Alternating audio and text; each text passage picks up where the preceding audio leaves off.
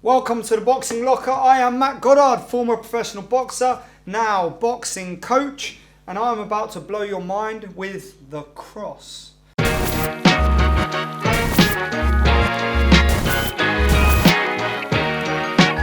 Now, in the previous video in this Boxing 101 series, we talked about the number one, alright? So I didn't specify that in the video, but when you use a number system, the jab is always number one.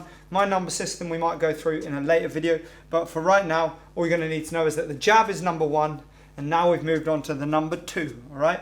Nothing funny about it, alright? This is a very important punch in boxing, and when people say go and do a number two, they definitely mean the cross, nothing suspect. So, the cross is the rear hand extending out dead straight, all right? I'm looking to drive that punch out as straight as possible, rotating through the shot. Now, the cross is a power punch, okay? This will generally follow up a jab, or if it begins a combination, it will follow up with other punches to start it off an aggressive, powerful combo to do lots of damage, right?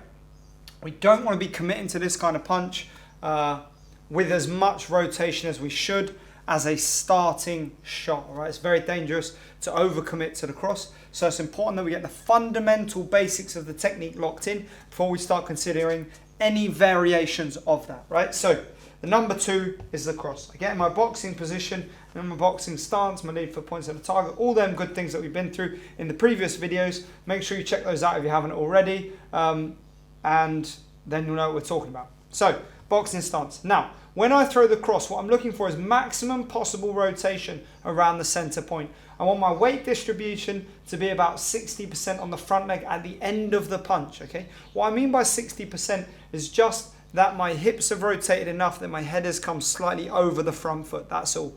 I don't want to be leaning in, I don't want to bend that front leg and take any additional weight.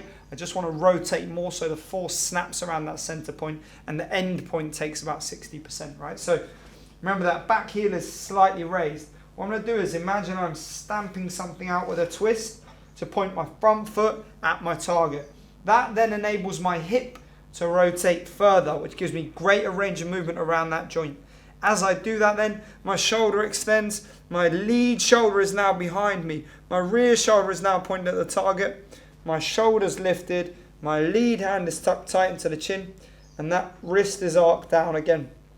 That is the end point of the number two of the cross, okay? So I retract that, remember point A, point B, point 1, point 2, 1.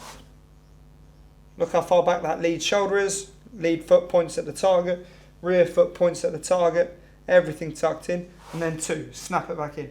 1, 2, 1, 2, okay? So that is the cross, all right? A fundamentally powerful punch. We're going to show that in southpaw now, so southpaw stance, everything balanced, chin tucked, all them good things. Back foot pivots, points at the target, hip rotates, shoulder rotates, arm extends, chin tucked, wrist arced, everything nice and tight and balanced. Come back in. 1, 2, 1. Looking at everything, making sure I'm in the right position.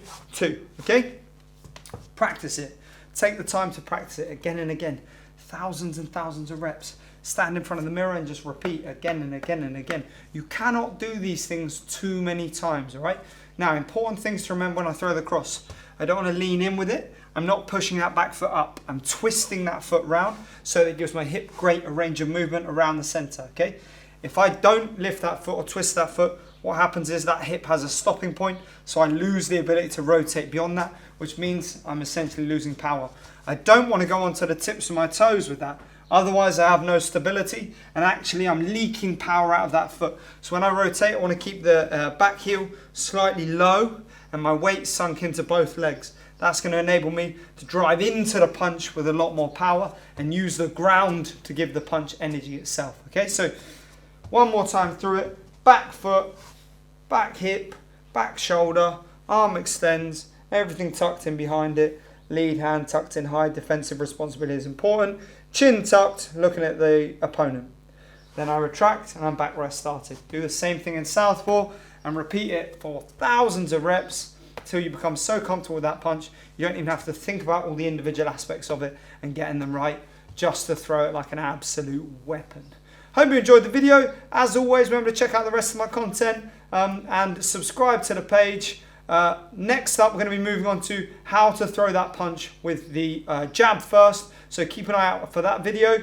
And remember, as always, it is simple drills for simple skills. Take care, guys. Have a great day.